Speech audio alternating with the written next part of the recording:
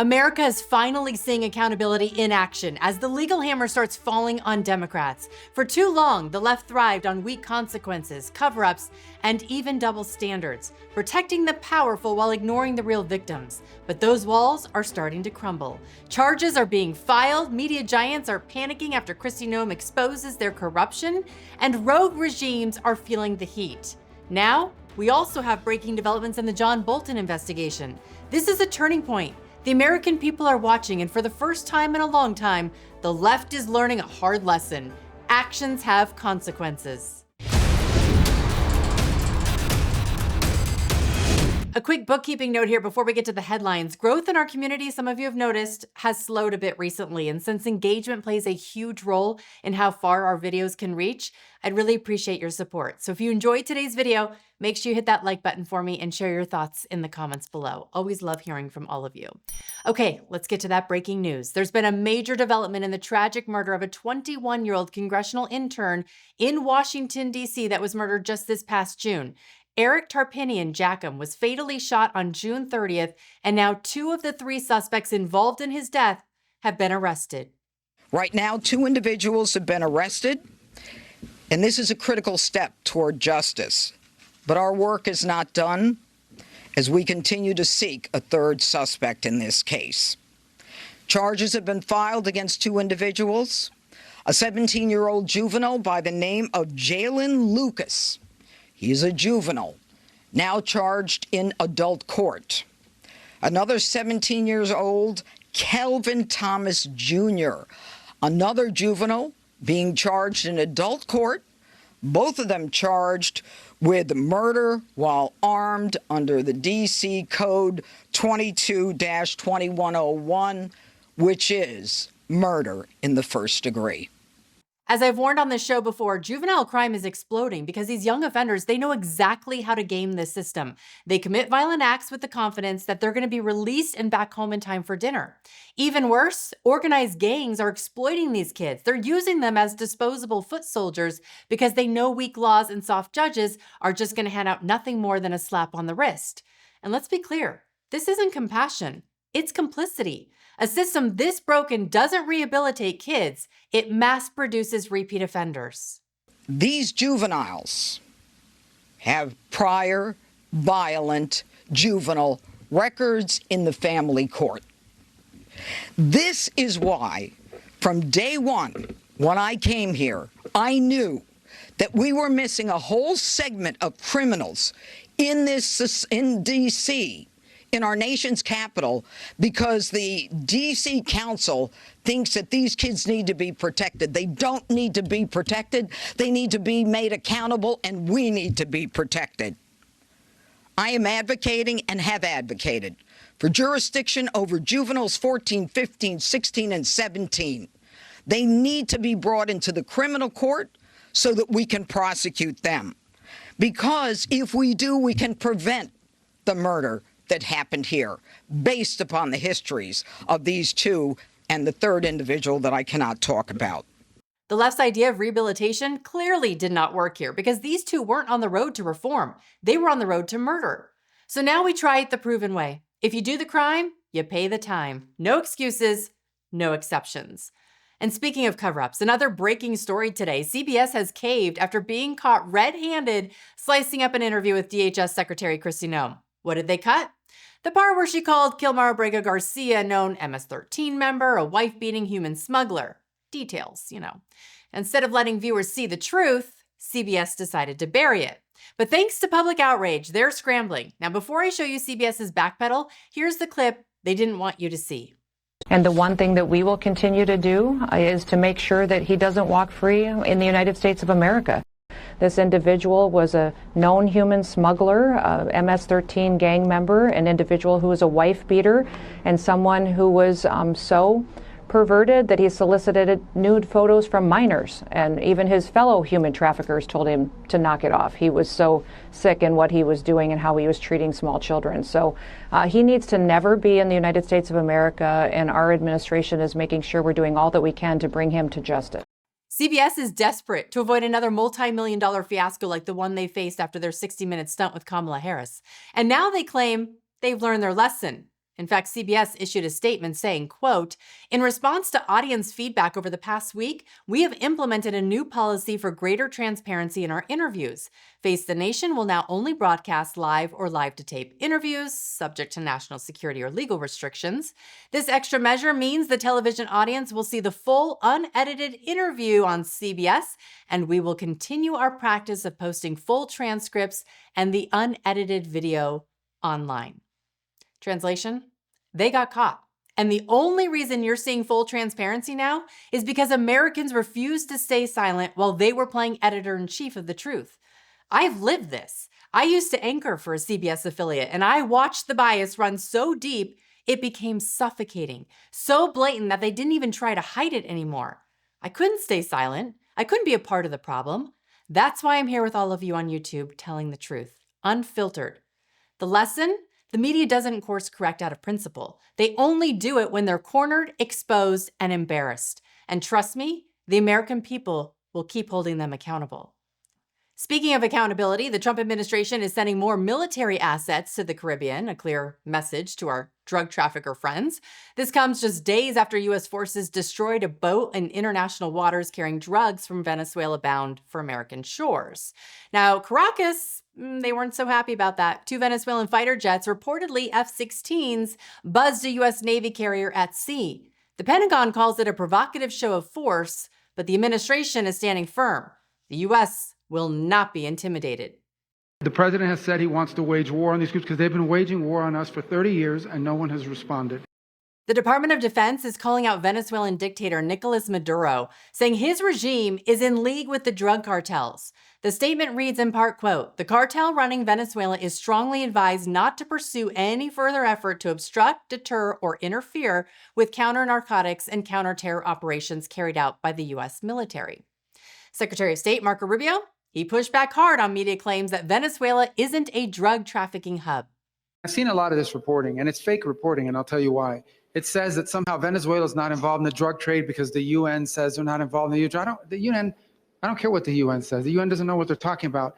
Maduro is indicted by a grand jury in the Southern District of New York. That means the Southern District of New York presented the evidence to a grand jury, and a grand jury indicted him. And then a superseding indictment came out that was unsealed about 1.5 years ago that specifically detailed Maduro's actions. So number one, let there be no doubt, Nicolas Maduro is an indicted drug trafficker in the United States, and he's a fugitive of American justice.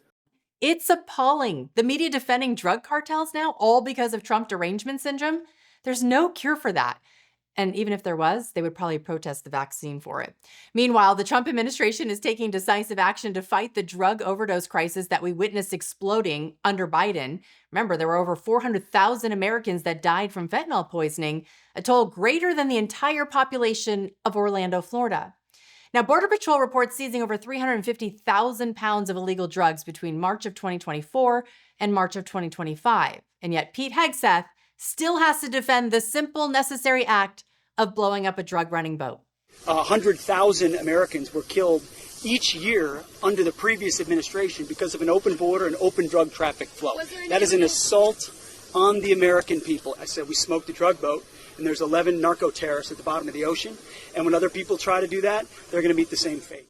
America is no longer sitting back while cartels and rogue regimes threaten our people or traffic in drugs. Do that, and you're going to be challenged by our military. There will be consequences and no excuses. Now, speaking of accountability, the FBI continues its investigation into John Bolton, and now the list of what was seized during the raid on his home and office has been obtained, which is all part of a probe into whether he mishandled classified U.S. national defense information. Take a look. These documents were unsealed as a result of an effort by NBC News and other media news organizations asking the court, because in the District of Maryland, where this search in Bolton lives, within the confines of that jurisdiction, we are able to get the search warrant returns, basically what they took. And you're looking at it right there on screen. The several cell phones, several computers, several USB drives, and then a white binder labeled Statements and Reflections to Allied Strikes, typed documents and folders labeled Trump 1 through 4. This document might be more notable for the information contained on the first page, which says that the FBI is searching for evidence that may show he illegally gathered, transmitted, or lost defense information, or engaged in unauthorized removal and retention of classified documents or materials. So the warrant shows Bolton is being investigated for possibly breaking two parts of the Espionage Act of 1917, which prohibit taking or keeping national defense information without permission, as well as another law that forbids hoarding classified documents.